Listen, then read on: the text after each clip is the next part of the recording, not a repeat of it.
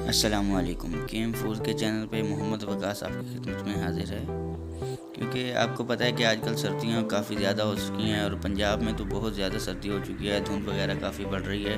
तो इसमें अमूमन मुर्गी के पंजों का इस्तेमाल बहुत ज़्यादा हो जाता है सर्दी के मौसम में, क्योंकि ये गर्म होते हैं और जिस्म से जाना सर्दी को दूर करके जिस्म में गर्मी पैदा करते हैं और बहुत इसके फ़ायदे होते हैं। तो इसके फ़ायदों के बारे में आप गूगल पे सर्च भी कर सकते हैं। तो अभी मैं इसके फ़ायदे बताऊंगा तो वीडियो काफ़ी लंबी हो जाएगी। तो इसमें मुख्तलिफ़ रेसिपीज़ इस्तेमाल होती हैं, जिसमें यानी कि मुर्गी के पंजों की यखनी बनाई जाती है, सूप बनाए जाते हैं, इसका सालन बनाया जाता है, पुलाव में भी बनाया जाता है। तो इसमें सबसे जो मुश्किल काम होता है वो पंजों की सफाई करना होता है। तो मैं आज आपको पंजों की सफाई का बेहतरीन तरीका और आसान तरीका जो है वो बताने जा रहा हूँ। तो इस तरीके में आपने करना ये है कि किसी बर्तन में, पतीले वगैरह में जो है ना पानी ले लें, ठीक है, नॉर्मल पानी, और उसको जो है ना चूल्हे पर रख के आग जला दें और उसको जो है ना गर्म कर लें, यानी कि बॉयल आने तक इसको गर्म कर लें पानी को, ठीक है। और उसके बाद जिस तरह ये आप देख रहे हैं वीडियो में, जिस तरह मैं आपको बता रहा हूँ कि 1 से 2 सेकंड के लिए पंजे को पकड़ के और उसमें डिप करें और उसको हिलाएं ज़रा सा, ठीक है। इसमें आपने ये कोशिश करनी है कि इसको ज़्यादा देर इसमें जाना पानी में डिप नहीं करना, सिर्फ 1 से 2 सेकंड के लिए इसको पानी में डाल के और सिर्फ हिलाएं और उसके बाद इसको बाहर निकाल लें।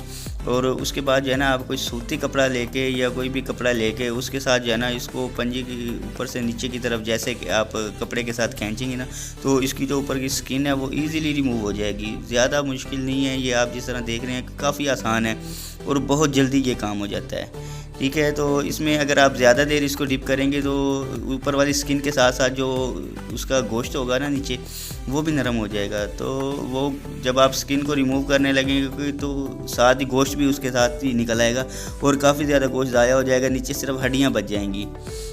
तो क्योंकि इसका गोश्त का ही ज़्यादा मज़ा होता है खाने में, तो इस तरह जो है ना आपने ये थोड़ी सी एहतियात करनी है। ये टिप्स हैं जो आपने जो है ना इन पे अमल करना है। तो उसके बाद जो है ना जैसे इसकी स्किन रिमूव कर लेंगे, उसके बाद आपने इस तरह किसी चॉपिंग बोर्ड वगैरह पे रख के छुरी के साथ इसके जो है ना सारे नाखून वगैरह उतार लेने हैं, ठीक है। इस तरह जिस तरह आप देखें मैंने सारी पंजों की सफाई की है, ठीक है। मेरे पास तो काफ़ी ज़्यादा मैंने करने थे, तो मैंने बड़े पतीले में पानी लिया था। आप किसी छोटे पतीले में या किसी बर्तन नॉर्मल से में भी कर सकते हैं।